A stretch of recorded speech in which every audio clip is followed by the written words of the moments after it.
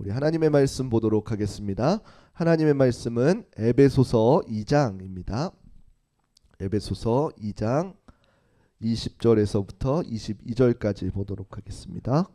에베소서 2장 20절에서 22절까지 우리 세 절이니까 다 같이 합독하도록 하겠습니다.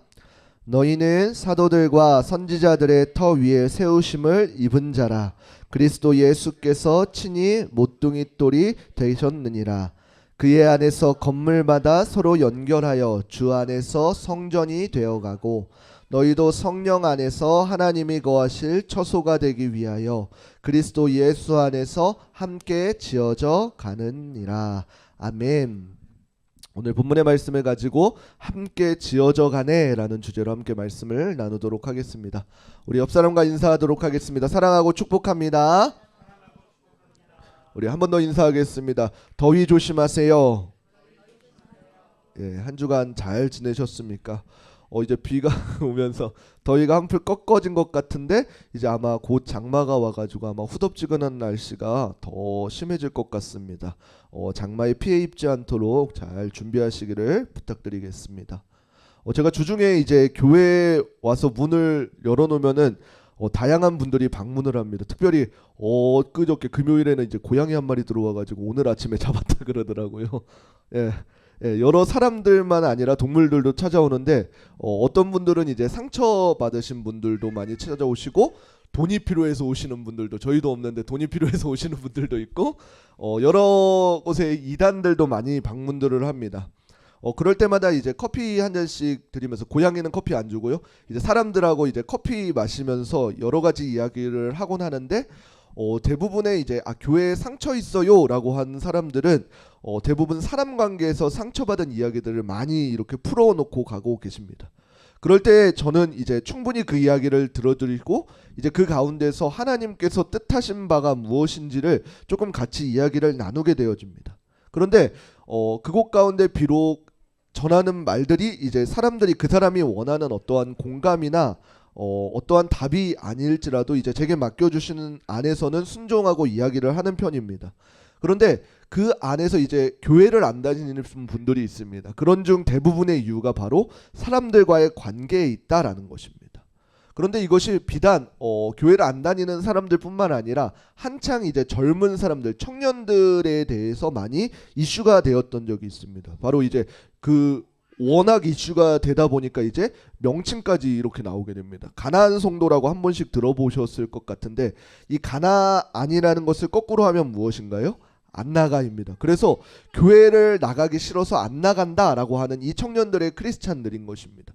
자신은 이제 신앙이 있어요. 자신이 믿는 사람은 하나님이신데 교회가 싫어서, 교회에 있는 사람들이 싫어서 교회의 발걸음을 하지 않는다라고 하는 사람들이 가나안 성도라고 이렇게 칭하고 있습니다.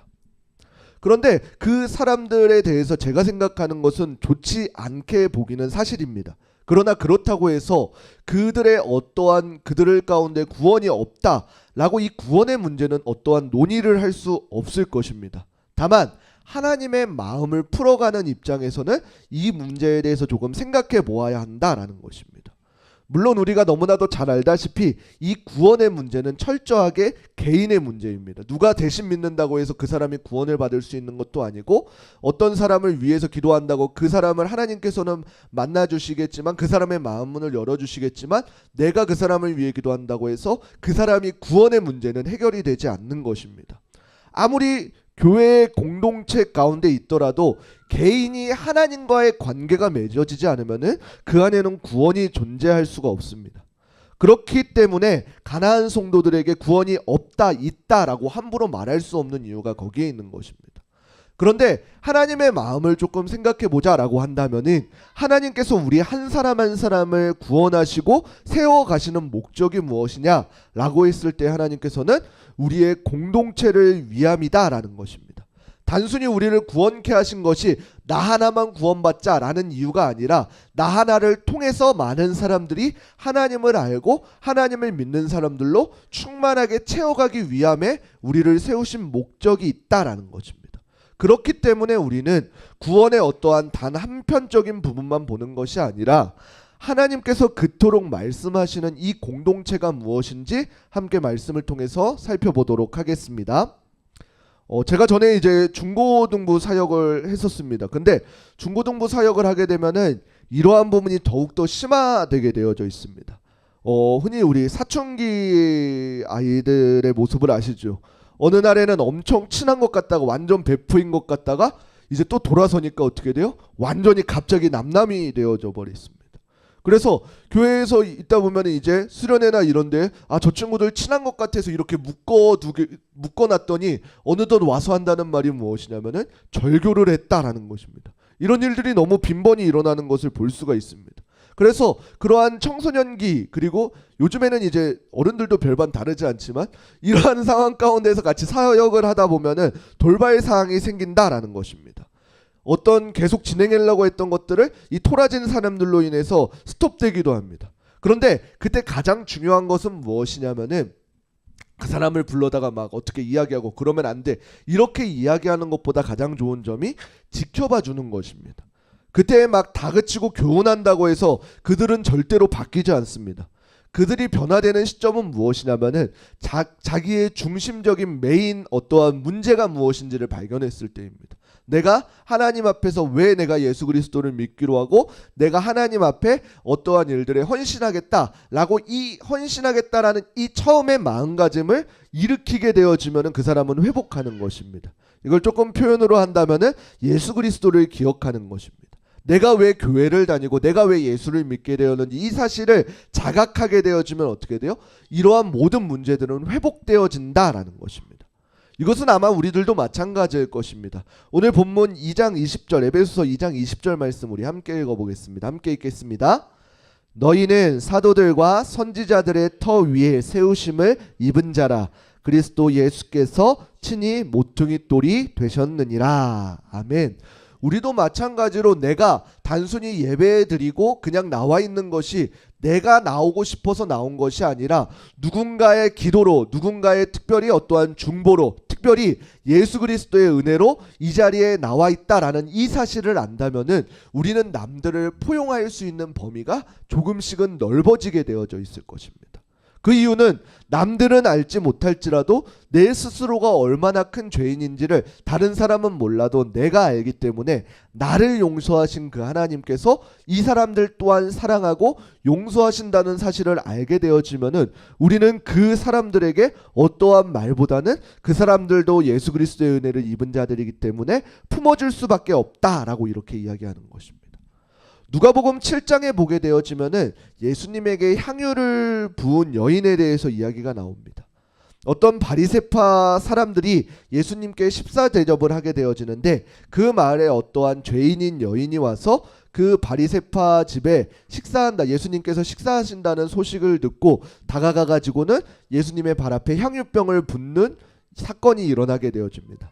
이것을 보고 바리새파 사람들은 어떻게 생각했냐면은 만약에 예수님이 참 예언자이시면은 자기한테 이 향유를 붓는 이 여인이 모두가 아는 죄인임을 아실 것이다 라고 이렇게 생각했습니다. 그런데 예수님께서는 그 여인에 대해서 어떻게 이야기하셨나요?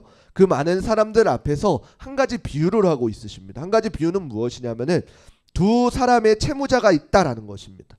한 사람은 500데나리온을 빚졌고 한 사람은 50데나리온을 빚졌다라는 것입니다. 그런데 어느 날 두 사람 다 이 빚을 갚을 수가 없어서 채권자가 그동안 500데나리온, 50데나리온 이 모든 것의 빚을 탕감해 주었다라는 것입니다. 그리고서는 사람들에게 묻기를 무엇이라고 묻냐면은 이 두 사람의 채무자 중에 50데나리온과 500데나리온의 사람 중에 어떤 사람이 더 감사를 표하겠는가라는 것입니다. 우리도 이 사실을 너무나도 잘 알 것입니다. 아마 500데나리온 빚졌던 사람이 더 큰 감사를 했을 것입니다. 그것을 이야기하신 이유가 무엇일까요? 누가복음 7장 47절 말씀 우리 함께 읽어보도록 하겠습니다. 함께 읽겠습니다. 이러므로 내가 내게 말하노니 그의 많은 죄가 사하여졌도다. 이는 그의 사랑함이 많음이라. 사함을 받은 일이 적은 자는 적게 사랑하느니라. 아멘. 예수님께서 이 비유를 하신 이유는 무엇이냐면은 너희가 받은 사랑을 크게 알면 알수록 어떻게 돼요? 더 하나님 앞에 더 하나님을 사랑할 수 있다라는 것을 이야기하고 싶으신 것입니다. 오늘날 우리도 마찬가지일 것입니다. 우리가 너무나도 큰 사랑을 받은 사람이 그 사랑을 받은 것을 알면 알수록 어떻게 되어지나요? 더욱더 큰 감사를 하나님 앞에 올려드릴 수밖에 없다라는 것입니다. 더욱더 겸손할 수 있는 이유는 무엇인가요? 내가 하나님 앞에 더욱더 아무것도 아님을 알았을 때 우리는 더욱더 겸손할 수 있게 되어져 있다라는 것입니다.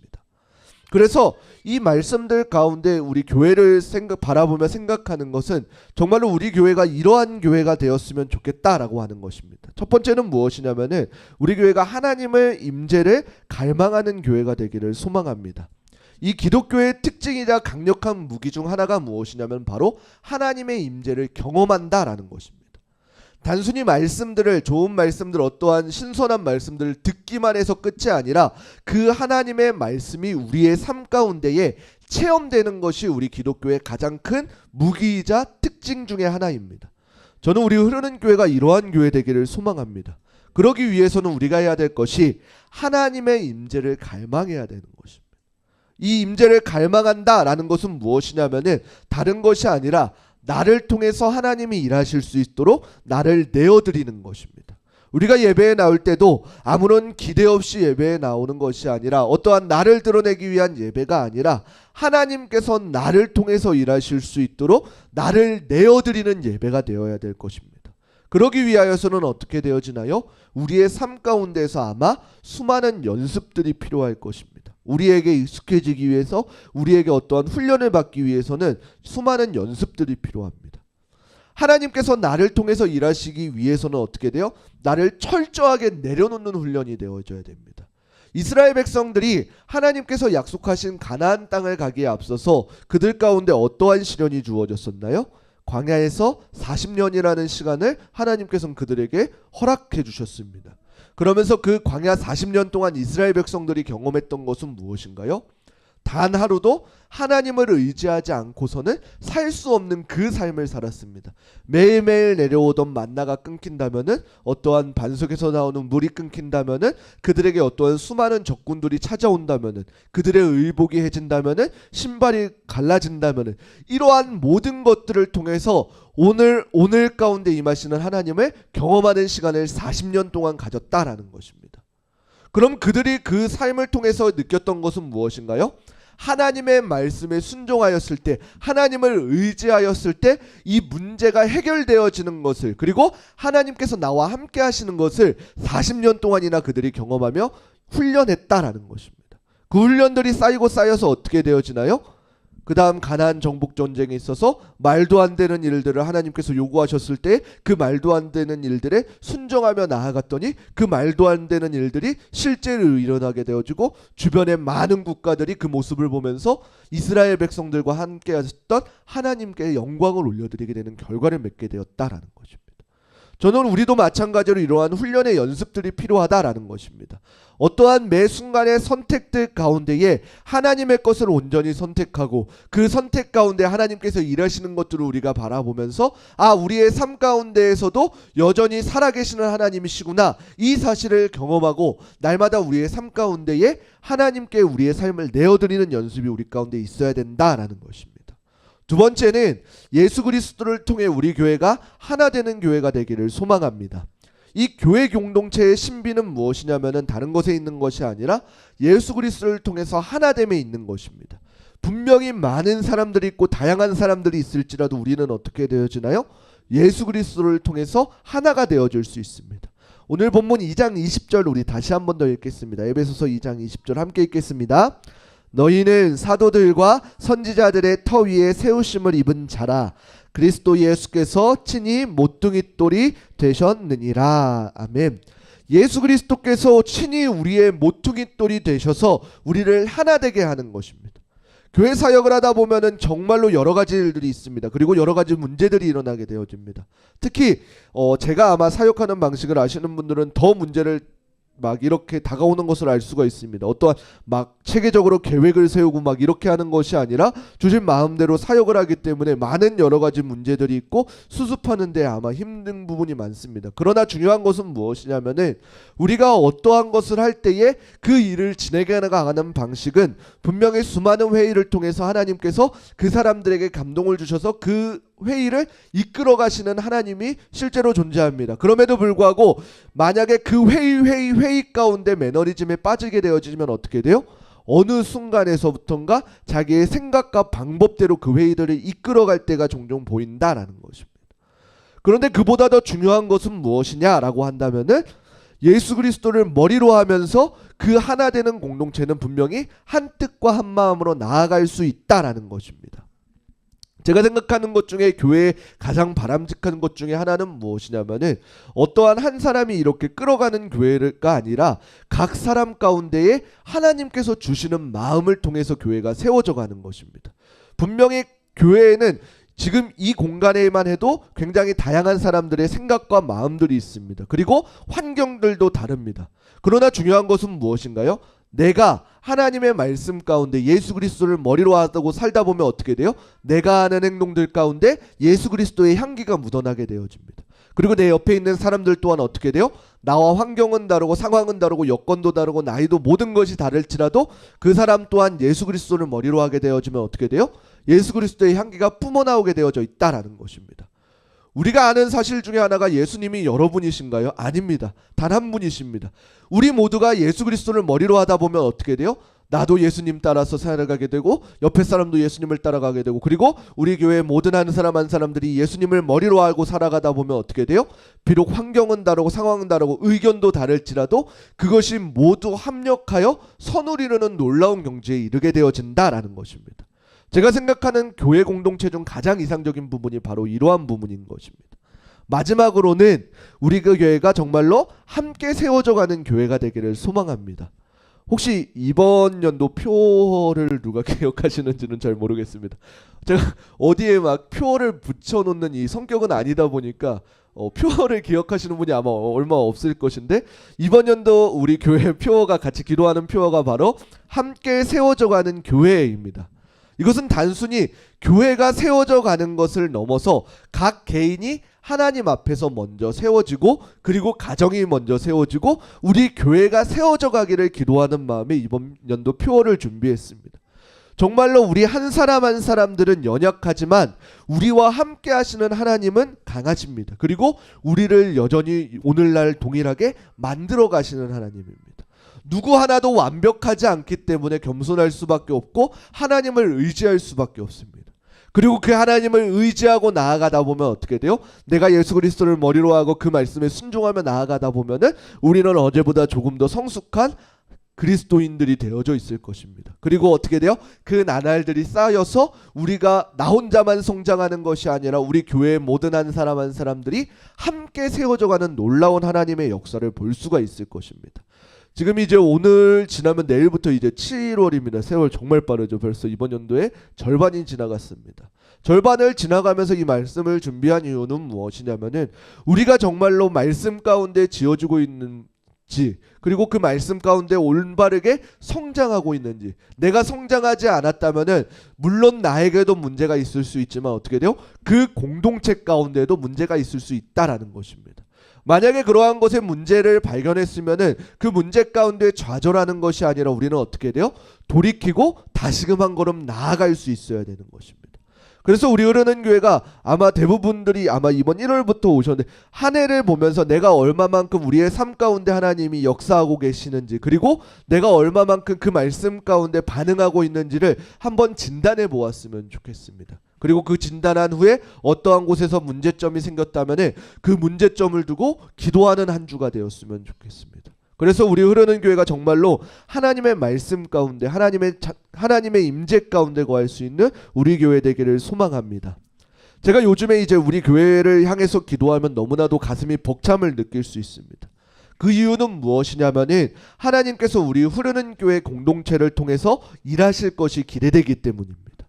분명히 여러 모습이 있고 각자의 처한 환경들도 다른 모든 사람들이 모였을지라도 그 모임 가운데에 정말로 하나님이 주인 되었을 때에 우리가 회복되어져 가고 우리가 온전케 되어져 가는 모습을 보니까 아 정말로 하나님께서 오늘날에도 동일하게 일하시고 계시구나 이 사실을 경험하게 되었습니다. 그리고 어떻게 돼요? 그 앞으로 일하실 하나님이 기대되게 되었습니다. 그래서 우리 교회를 위해서 많은 기도를 부탁드립니다. 누가 올지라도 어떠한 사람이 올지라도 그리고 어떠한 아픔과 어려움을 가지고 왔을지라도 예수 그리스도 안에서 온전케 되어지는 우리 흐르는 교회 공동체가 되어줄 수 있도록 그리고 내가 온전히 회복되었다면은 이제는 다른 사람들을 향해서 회복시켜 줄 수 있는 한 사람이 되게 해달라고 많은 기도 부탁드립니다. 그래서 우리 흐르는 교회가 정말로 하나님 앞에서 바르게 함께 세워져 가는 공동체가 되어줄 수 있기를 주님의 이름으로 간절히 축원합니다.